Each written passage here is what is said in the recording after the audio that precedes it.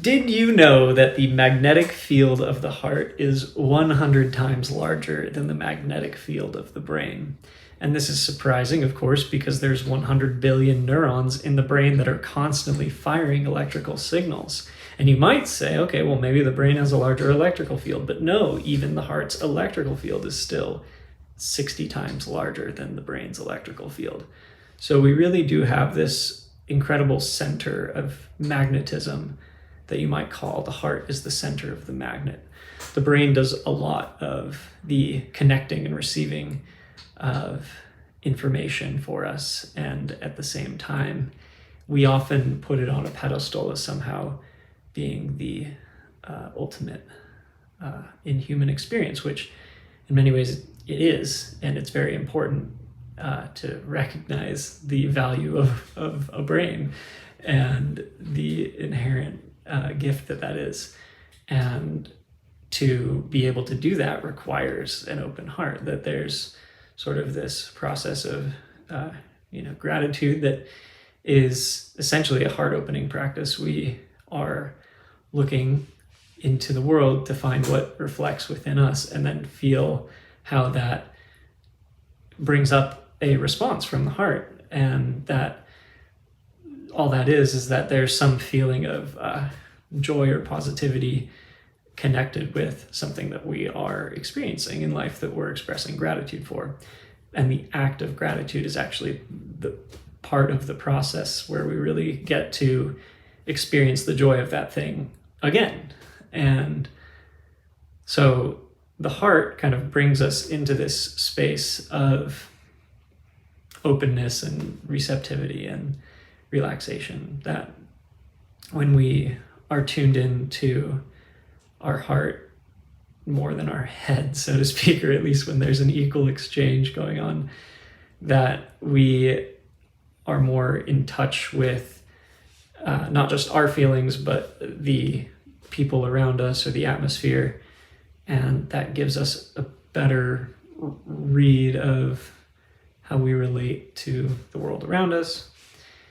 And this is important because we all have feelings and we all are different, and we want to be able to respect and reflect, essentially to be a mirror for others without projecting our stuff into the world as best as we can.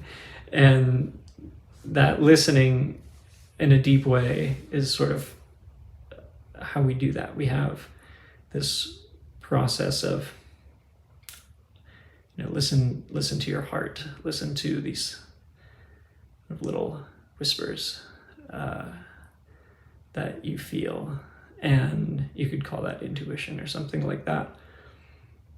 Sometimes it's loud, sometimes it's quiet, and there's a certain linguistic resonance that I'm speaking to here that is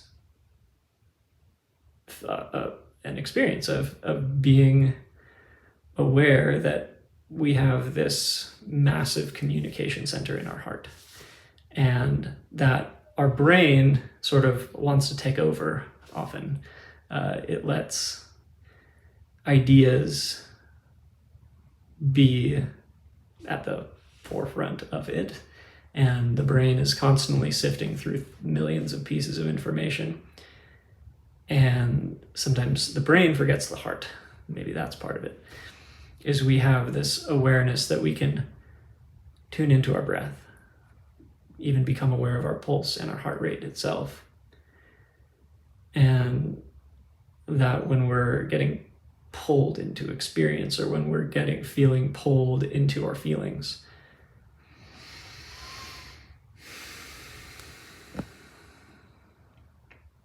we breathe and let go, and it gives us more space to experience what we need to experience and to reflect,